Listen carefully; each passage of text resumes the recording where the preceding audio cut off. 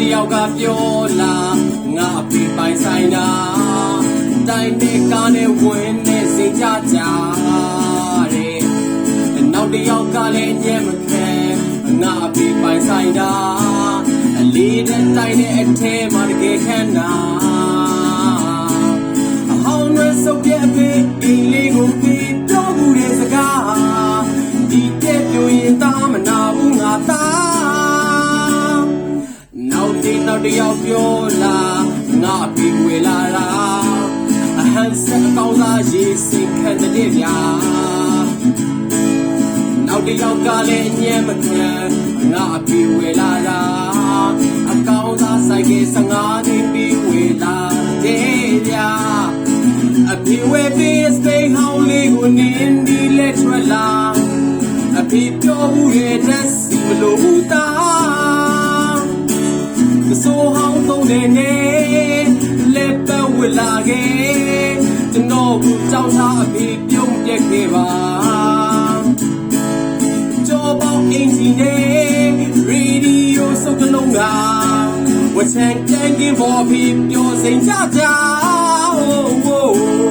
မိုးပေါင်းများစွာနဲ့ရှောင်းဝင်ပြီးအိတ်လာခဲ့တဲ့ဟောင်းလေးကအဖေရင်ဝင်နေမှာမိုးလေးမနဲ့စားတွဲသမင်းစံခဲကုန်ဖဲအဖေနဲ့ကျွန်တော်တို့နေရပေါင်းများစွာဒါ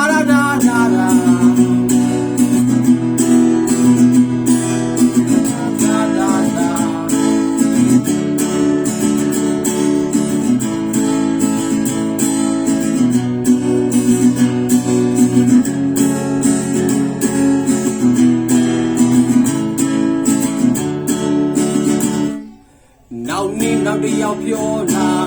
ငါပြေဝေလာတာဟန်စကောင်းစားရေးစိတ်ခံတဲ့ဗျာနောက်တယောက်ကလည်းညံ့မခံငါပြေဝေလာတာအကောင်းစားဆိုင်ကြီး15သိန်းပြီးဝေလာတဲ့ဗျာအဖေဝေပြီးစပိန်ဟောင်းလေးကိုနင်းဒီလက်ထွက်လာ